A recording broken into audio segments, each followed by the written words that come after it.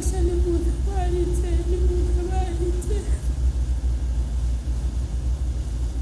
murungike hose barara abantu barebatse bakure muri iyi nzu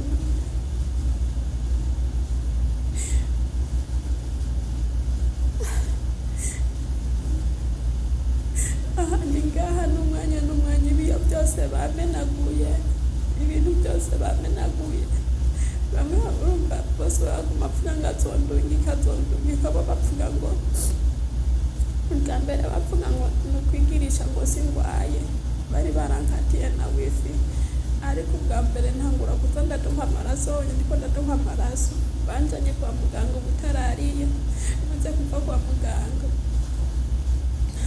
nyina wa mabuja aransohora saa 9 y'ijoro na nusu ngo nisohoke ningende ngo nta mukozi yazanye ngo ningende ndamurondere bosi wanje ngo canke ngende ku gipolisi umuhungu wiwe arahagarara imbere y'umuryango aravuga ati uyu mukobwa ntapfa ngaha arafata ibintu byose aramenagura avuga ati kubera ko mumwirukaniza isaha ntasohoka umwaka wose yarakoze yari bwigere akwara munamujana no kwa muganga ubu amagara mukize ntamutanguye kuvuga ngo mumusohore kwa ngo mumwirukane ngo agende kwa mugipolisi mwe mwamvuze muratabuze itike muguma mvuga ni gutabuza nta n'umunsi n'umwe murigera mumutwara timwe mwabonye ingene namujanye kwa muganga twamutoye mu ikaburimbi kubera ahantu twari turi kwa nyina wa mabuja hegereye ibarabara twamena ubucafu mpande y'ikaburimbi natabarijwe n'umuntu yari ariko ararengana aradodora avuga ati muze murabe shagara apfuye banzana ambirase bantwaye ubutarariye basizemo serumu 2 ndataha n'ubundi ndongera ndafatwa bansubizayo gusa rero ibintu byaramfashe birampondagura kabisa ndidudagura uko babimbwiye nta munsi n'umwe ibi bintu byari bwigere ndabigwara ariko mabuja niwe muri iyo misi yarabigwaye ndabona bamutwara babihishahisha ariko nkabona bazana amavuta bakazana amazi aya mazi ya zamzamu ariyo mbona bariko baramuhuhera we mbona birakize rero nanje ibyo bintu mbona nanje nibyo rero ntanavuga ati bwamo ndi bya bindi byavuye muri mabuja binja kuri jewe nanje mfise ubwoba bwaho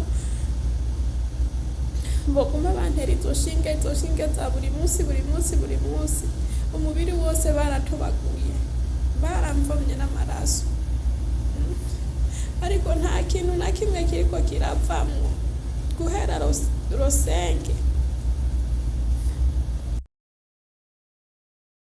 Uyu rero ni umurundikazi nk'uko muvyumva agorewe muri Saudi Arabia ariko arasaba ubutabazi. Uku kuntu mwumva ariko aratabaza namwe muravyumva, je hano ndafise ikintu kimwe ngomba guca nivugira. Icya mbere murambabarira umunsi mpere ku mpanuro.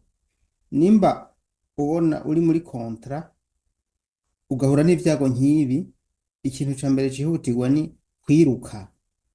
Urosa akaryo opportunity yari yose ni gusohoka ukagana igipolisi. Ivyo gutabariza mu nzu bantu banje ntimuzoze murabikora kuko abo bantu umva ko batabanezwe. None ni guko umuntu ashobora kwiyumvira kugusohora aho ntuce wisohora. Abandi babura aho baca. Niyo woba ugendura kamba wotuma ugwa mwibarabara uguye mwibarabara barahamagara ambulance ikaza kugutora igipolisi. Niko systeme zimeze. Nta mpamvu yo kumira mu nzu rero mu gihe ubona ko batagushaka. Iyi ni impanuro ya mbere. Icya kabiri, ofisi yakurungise ngaho hantu iri kirakora iki? Ntiyo zikagutora, ntiyo gufasha ko ngaho batagushaka bakagusubiza mu Burundi umwaka wose ntumva ko wakoze.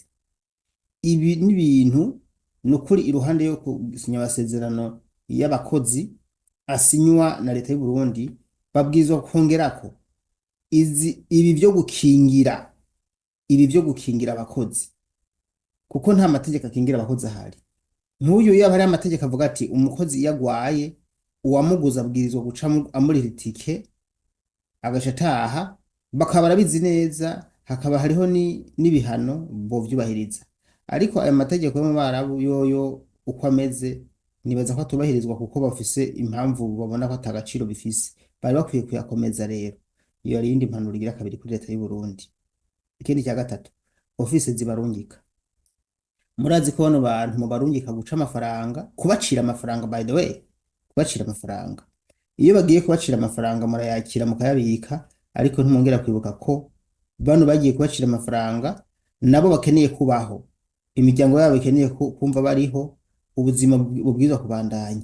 Ibi mubwirizwa kuvyumva mwebwe nk'abantu bari muri commerce, mukamenya yuko uko murungika abantu bagahura n'ibyago muzogira igihe mukabura murungika.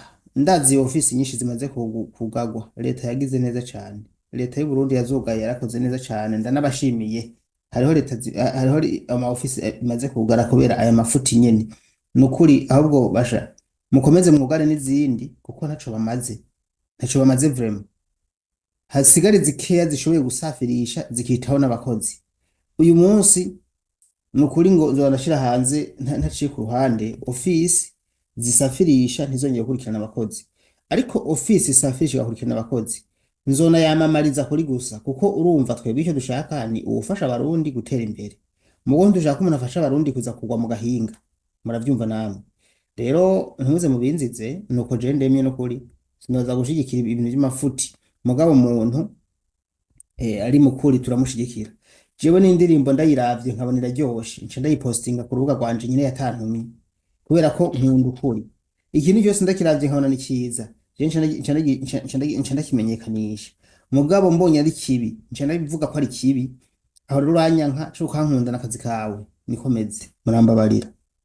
Rero n'aya ma ofisi nikuza turayiyamiriza kuko menshi akora amanyanga muri izi nzira novuga zibabaje cane gose. Egome uyu ntiyatanze wa mwirondoro twama tuvuga, murambabarira. Nimba afise aka wifi aga telefone niki araca aturondera kuri WhatsApp, hanyuma duge hejuru kuko usanga yaratwandikiye muga atari hejuru kuko ari message mu by'ukuri ntasoma kuko ari nyinshi cyane. Rero iyo wanditse ntusubire kwandika ngo twibutse, usanga bwa butumwa wampa nta busomye, kandi ukibaza ngo baranyandikiye mugabo kuko musanga mwe mudafise message mudasoma, ugasanga hejuru hari abantu 100. Byumvikana ko uri 100 n'umwe hasi utongeye kwandika ngo bite naguhaye message nk'akarorero kugira ngo ngire uduge hejuru y'abandi, uzoguma hasi 100 bari hejuru yawe.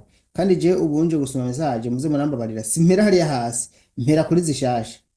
Aha niho mugomba kumva kuri jewe ukuntu nsoma message, kujyo wanditse urarikuriwe kongera ukandika ivyo warungitse ukongera ukabirungika, nukuri nta ngorane. Mu gihe ntarahanagura telefone irashobora kwa nkayihanagura ntabisomye, aho naho ndababwira kuri stati ni guca mukagereza kumufasha mukarungika ibintu byanyu inshuro irenga imwe, bituma umuduga uri hejuru.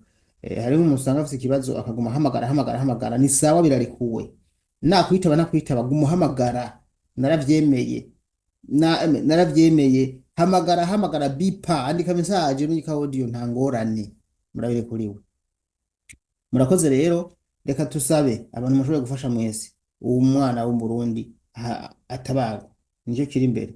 Icya kabiri kumurindeza kubimenya tuvuganye mu buryo burambuye. Murakoze.